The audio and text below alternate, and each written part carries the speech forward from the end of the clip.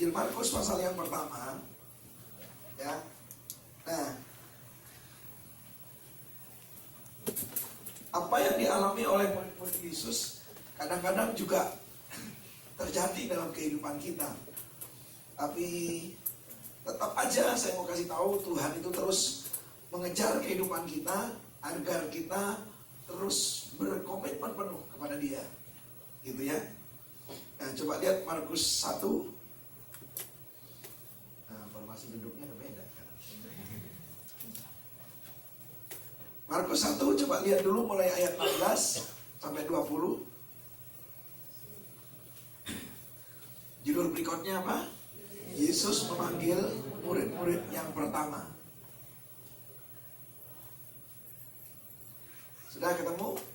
Mari kita baca bersama-sama ayat 16 sampai ayat yang ke-20. 2, 3.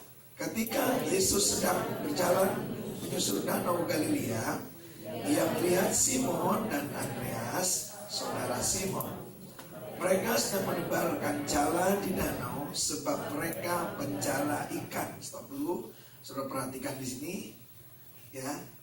Kita belajar, murid itu ingat bukan orang yang malas. Kalau sudah baca semua Alkitab, semua orang-orang yang dipilih oleh Tuhan itu bukan orang yang malas. Nah, lihat di sini waktu Yesus memilih muridnya, ya, orang-orang yang dipilih itu sedang apa? Nah, kerja, ya, tidak ada yang lagi santai-santai duduk-duduk nonton TV, nonton sinetron, nah, semua sedang kerja, ya. Karena kalau malas nggak bisa dipilih, ya. Karena jadi murid itu nanti kan sama Tuhan kan disuruh kerja, ya. Nah, kalau dasarnya sudah malas, bagaimana mau dipilih, ya. Nah, jadi, ya saya percaya saudara sudah nggak malas lah. Kita sini kerja-kerja semua lah, ya. Ya. Nah, terus lihat ayat 17. Yesus berkata kepada mereka, "Mari ikutlah aku, dan kamu akan kujadikan penjala manusia." Lalu mereka pun segera meninggalkan jalannya dan mengikuti Dia. Dan setelah Yesus meneruskan perjalanannya sedikit lagi, dilihatnya Yakobus anak Zebedeus dan Yohanes saudaranya sedang membereskan jala di dalam perahu. Yesus segera memanggil mereka, dan mereka meninggalkan ayahnya Zebedeus di dalam perahu bersama orang-orang upahan, lalu mengikuti Dia. Lihat proses pembelian berikutnya, ya, apa? Tetap aja orang yang lagi kerja, ya, rajin, ya, nggak males. Nah, di situ sudah mulai diajar kelihatan seorang murid itu harus mau meninggalkan yang belakang. Makanya di ayat 20, Yesus segera memanggil mereka, dan mereka meninggalkan siapa? Meninggalkan ayahnya Zebedeus di dalam perahu bersama orang-orang upahannya, lalu mengikuti Dia. Nah, lihat, semua orang yang dipanggil itu harus begini, punya respon sama Yesus. Nggak bisa kita yang namanya sama Yesus itu apa ya? Itu enggak. Lihat, orang semua yang dipanggil itu langsung meresponi. Nah, respon itu penting, akan menunjukkan saudara kehidupanmu ke depan itu seperti apa. Itu diputuskan adalah respon pertama kita waktu kita berhubungan dengan Yesus. Respon pertama itu sangat penting. Nah, sudah ya, sudah dipanggil, ini kan sudah ikut semua sama Yesus kan. Nah, saya ulangi sekali lagi, murid itu selalu bersama dengan gurunya. Nah, sekarang mari kita ingin menunjukkan kepada saudara di Alkitab ini apa yang akan ditunjukkan oleh Yesus. Bagaimana Yesus melatih mereka. Nah, yang ingin saya maksudkan juga begini, bahwa nanti ketika kita juga muridkan orang, kita juga mesti, saya sebut begini, ada waktu di mana kita dengan dia itu bersama-sama ada, bersama-sama melayani, bersama-sama untuk hidup di mana saling bisa memperlihatkan kehidupan yang secara terbuka. Nggak bisa, pemerintah pun jarak jauh, muridkan orang pun jarak jauh. Nah,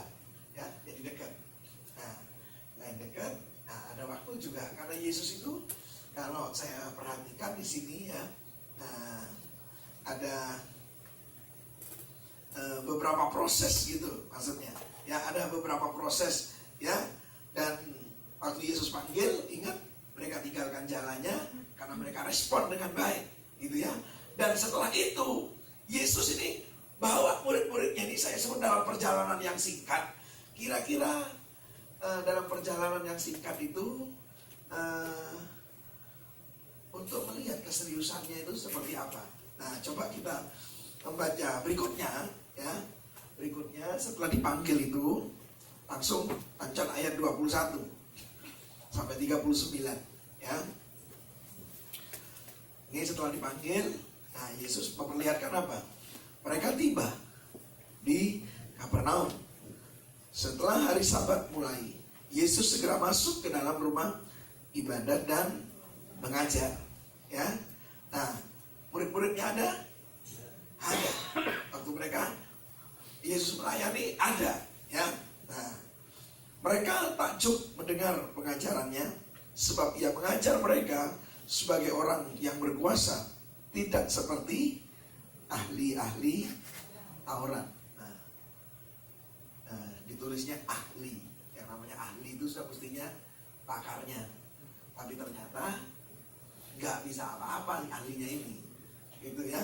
Nah, hati-hati kalau dalam hidup kita cuma ahli, tapi ahlinya di sini. Ya.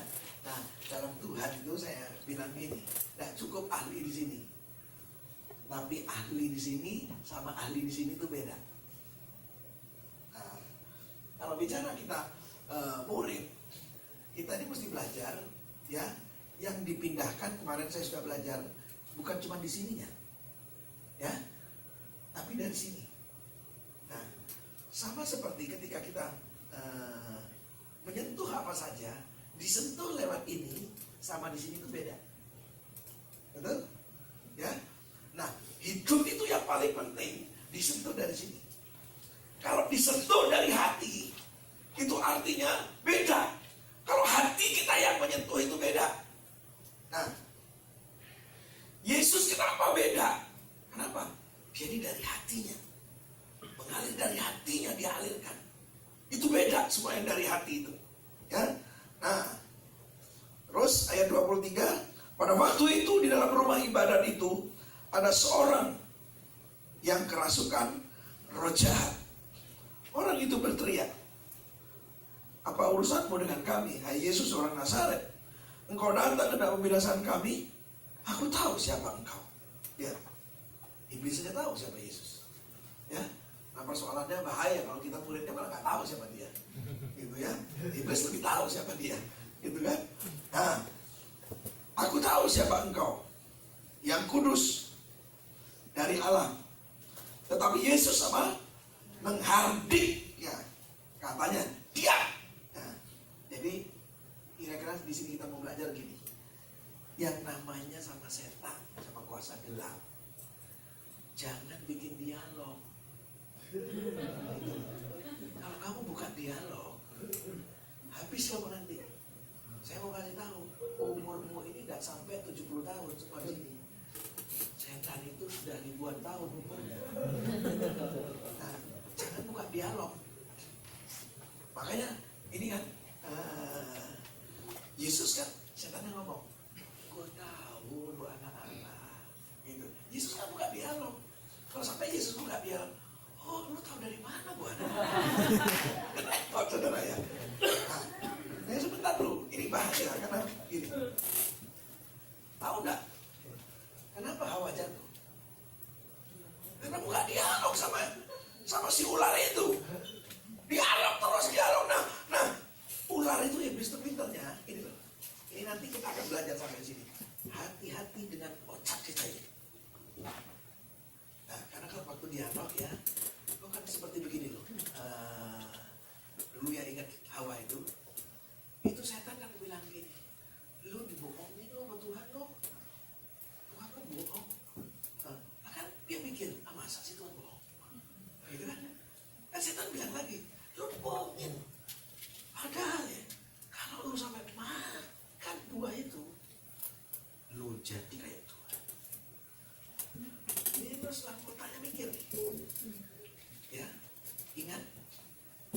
Alkitab bilang apa? Iman itu datang dari mana? Iman itu datang dari mana? Mendengar ya. Kalau sudah punya iman pasti ada tindakan. Engkau dengar dari setan, itu juga bisa timbul iman. Iman yang kata Yakobus, iman setani. Nah, di kitab Yakobus, ya. Nah, jangan buka dialog. Karena Hawa buka dialog sama iblis, dia mulai malu. Oh iya ya. Wah. Nah, diambil kan. Nah, disinilah sebetulnya kesalahan pria. Mestinya ya, pria itu mesti jaga istrinya. Ya. Makanya kalau sudah baca Alkitab, sebetulnya yang berdosa itu siapa? Iya. Hawa kan? Ya. Tapi yang dimarahi sama Tuhan siapa? Adam kan? Karena Adam gak tanggung jawab. Ya. Jadi saya mau kasih tahu pria-pria, kalau kira-kira istrimu mau berdosa, jangan sungkan-sungkan bentak dia.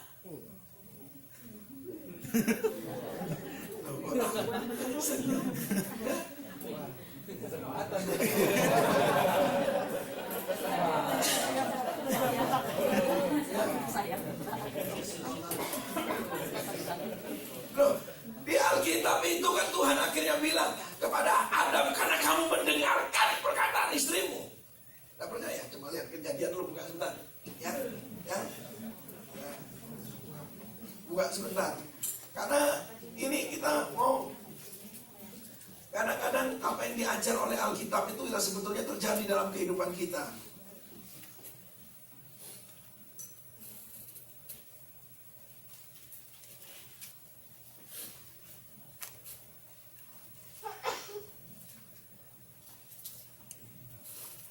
Kejadian 3 ayat 17. Jadi ada saat-saat saya mau kasih tahu kepada suami, engkau mesti sungguh-sungguh jadi pemimpin. Tidak perlu mendengar kata istri kalau perkataan istrimu tidak sesuai dengan firman Tuhan. Ya. Nah, Kejadian 3 ayat 17. Kejadian 3 ayat 17. Ini semua pria yang baca. Ya. Kejadian 3 ayat 17, 2, 3. Lalu firman-Nya kepada manusia itu, karena engkau mendengarkan perkataan istrimu dan makan dari buah pohon yang telah kuperintahkan kepadamu, jangan makan daripadanya, maka dengan susah payah kau akan mencari rezekimu dari tanah seumur hidup. Nah, pesan saya sama wanita, istri-istri, hati-hati dalam bersikap, jangan sampai gara-gara hidupmu, rumah tanggamu terputus. Tidak ada berkat Tuhan. Nah, contohnya, ya, contohnya, kalau kamu ingin berkuasa atas suamimu, mau jadi raja di rumahmu, padahal rajanya itu mestinya siapa? Suamimu. Jangan kamu yang jadi raja. Kamu tuh cocoknya jadi ratu, itu maksudnya. Bukan jadi raja. Posisi raja jangan diambil alih. Kamu tuh cukup jadi ratu. Nah, saya mau pesan juga sama suami, tolong suami-suami jadikan istrimu ratu, jangan jadikan raja. Karena ada suami-suami itu yang kelemar-kelemar, tau gak? Ya, apa-apa terserah bini gue deh, nanti apa-apa nanya bini gue deh, nanti mau gini, ntar bini gue gimana dulu. Loh, semua bini gue, semua bini gue. Ya, itu kalau kamu ketemu malaikat dihardik kamu. Hei, lu tuh rajanya, bukan dia ratumu.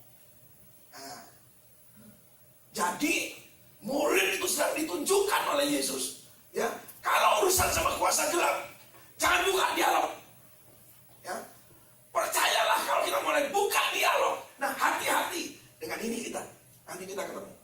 Ya, ini merusak dan penghambat terbesar Tuhan itu bekerja dalam kehidupan murid. Nah, balik lagi ke Markus tadi. Ya, jadi yang ketemu lihat bagaimana Yesus. Ayat 25. Tetapi Yesus apa? Menghardik, ya, katanya diam. Ya, ya. Kira-kira langsung ditulis stop.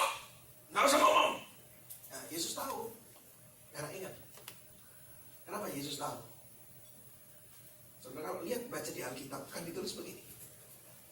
Adam yang di Eden sudah kalah. Tapi kalau sudah membaca kitab Roma, Yesus itu disamakan juga dengan Adam. Ya, lihat ada di Alkitab. Nah, dia sudah tahu nih rusaknya manusia di Eden. Nah, kalau dia buka dialog, dia bisa hancur juga sama seperti di Eden. Dan kalau hancur juga, selesai kita semua. Tidak ada seperti hari ini kita. Makanya Yesus yang urusan dengan kuasa gelap. Dia tidak ada dialog. Kemarin kita lihat, ya. Yesus kan dibilang gini, lu kan anak Allah, kata setan. Kamu kan lapar tuh. Kamu tuh anak Allah. Kamu tuh bisa rubah roti, rubah batu jadi roti. Kan Yesus tidak buka dialog gini. Lu mau bukti kalau bukan Allah? Bukan dialog. Gawat kalau bukan dialog.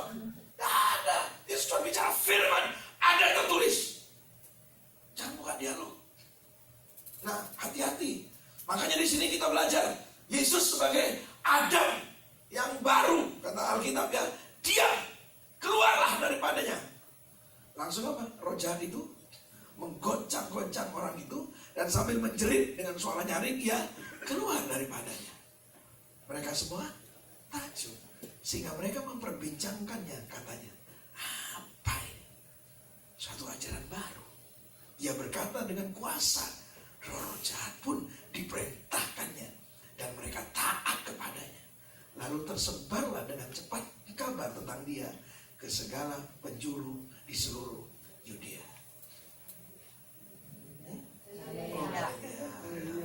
Ternyata saudara belum ngantuk gitu ya.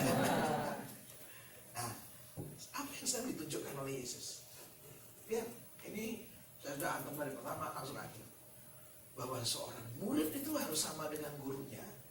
Ya, seorang murid itu saya dan saudara, saya mau kasih tahu, punya otoritas dari kerajaan, sehingga otoritas yang kerajaan itu beri itu memberi kemampuan kepada kita untuk itu menaklukkan iblis. Siapa yang masih takut kegelapan malam? Hah? Kemarin saya sudah cerita, nggak usah takut. Terserah orang mau ngomong ini angker, mau apa, mau ngomong angker apa. Nah ya, kita punya kuasa. Saya ingat tahun lalu waktu gedung sekolah TK kami yang baru, nah, begitu baru kan sudah tadinya campur sama SD, terus sekarang pindah gitu. Karena sudah penuh, makanya kita cari lokasi baru supaya TK dan SD-nya dipisah. Ya, jadi begitu gedung TK sudah jadi, pindahlah ke sana. Wah, 1 bulan pertama itu heboh betul. Sebentar-sebentar begitu anak masuk kelas, yang satu nangis teriak, oh nangis, yang satu nangis, oh bingung. Saya biarin dulu, ya. Dalam seminggu gurunya stres, pak ini gimana nih? Tiap hari anak-anak yang nangis dulu. Kok ini gedung baru, jadi anak itu tidak seperti ini gedung lama. Padahal itu cuma pindah tempat, nangis terus. Masuk minggu kedua, sama juga masih nangis, tapi lebih heboh. Begitu ditanya sama yang nangis, dia ditanya, kenapa kamu nangis? Dia anak-anak dia bilang gitu, kok ada nenek-nenek terbang di atas. Begitu dia lihat nenek-nenek terbang. Saya cuma kasih tahu, anak-anak itu lebih sensitif daripada kita. Ya, nah, karena kita ini sudah karatan soalnya. Jadi tak peka lagi kepada alam dunia yang lain. Ya, wah itu terus, wah sebentar kita lihat, wah nenek, waduh. Nah, terus tiba-tiba ada anak yang jatuh, gitu loh. Wah itu tadi, itu didorong. Ditanya sama yang lihat, siapa yang dorong? Nenek-nenek, tua dorong, dia jatuh anak. Waduh heboh. Nah, heboh semua, termasuk guru-gurunya. Ya, guru-gurunya ini tiba-tiba heboh. Bisa gimana ini pak? Saya tidak komplain.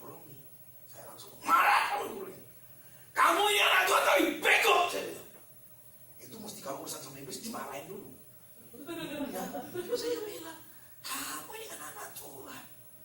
Kenapa kamu tidak sadar? Sudah tahu, jelas ini kuasa gelap. Kamu tuh diberi kuasa, tapi kenapa kamu tidak lawan? Diam. Saya langsung bilang, mulai besok, ayo coba. Ya, hari saya datang Tuhan bilang gini, setan, gue gak mau urusan sama lu. Lu kalau gak pergi dari sini, hati-hati, gue tangkap lu, gue masukin ke jurang. Loh, kenapa saya bilang? Saudara mesti tahu nasibnya setan di masa depan. Betul? Alkitab bilang nasibnya setan itu di masa depan. Kata kita Wahyu, dia akan dimasukkan ke jurang yang dalam, dirantai, gak bisa apa-apa. Jadi saya bilang, lu gak kuat? Mau gue masukin jurang sekarang? Padahal itu kan belum waktunya kan? Waktunya kan sudah di depan. Tapi dia kan juga sudah tahu bahwa nasib dia juga akan masuk jurang. Diikat. Jadi saya takut-takutin setannya. Kalau kamu sekarang nakut-nakutin sama gue, sekarang gue takut, tapi takut kan apa? Nasibnya dia, kita saya beritahu. Kamu itu mau tak masukkan sekarang atau enggak? Mungkin dia bilang gini, oh jangan dulu. Ya, gue masih pengen godain yang lain.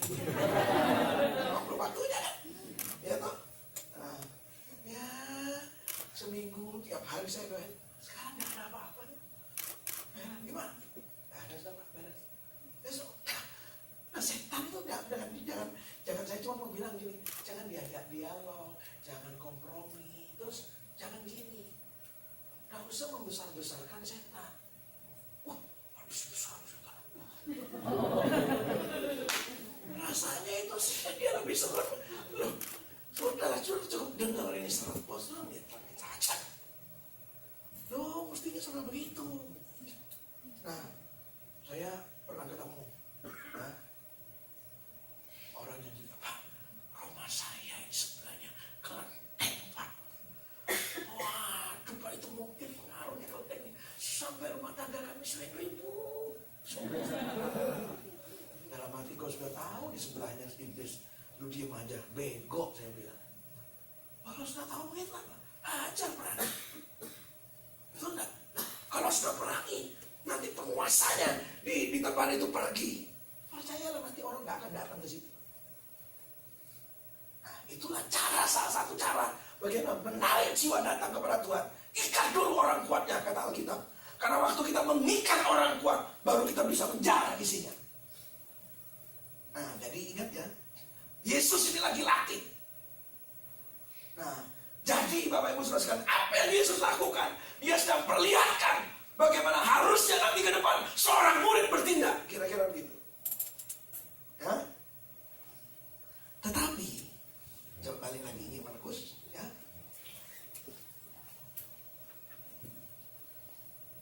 Kembali di Markus.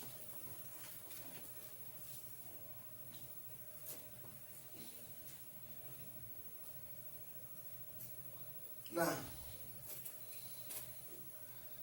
di dalam urutannya, ya kalau saya sebut, di dalam urutannya setelah peristiwa itu, Markus 1 itu, saya mau loncat di urutan berikutnya di Injil Lukas. Jadi ini kalau diurutkan kira-kira gitu peristiwa perjalanan mereka dengan Yesus, murid-murid dengan Yesus. Nah, di Injil Lukas pasal yang keempat,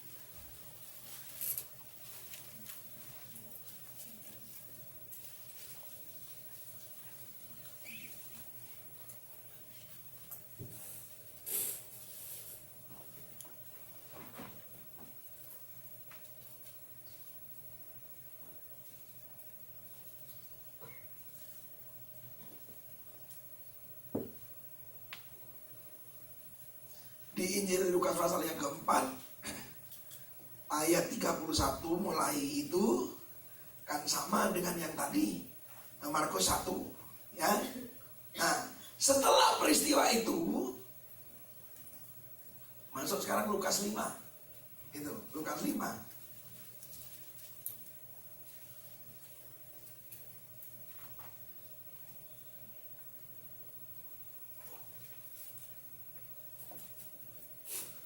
Sudah, lihat dulu Lukas 5. Ya. Lukas 5. Mulai 1. Ya.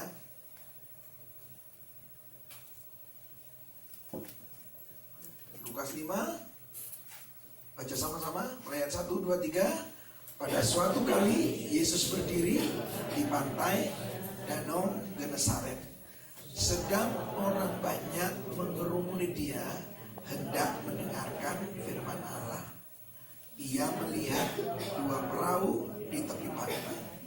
Nelayan-nelayannya telah turun dan sedang membasuh jalannya. Ia naik ke dalam salah satu perahu itu, yaitu, dan menyuruh dia supaya menolakkan perahunya sedikit jauh dari pantai. Lalu ia duduk dan mengajar orang banyak dari atas perahu.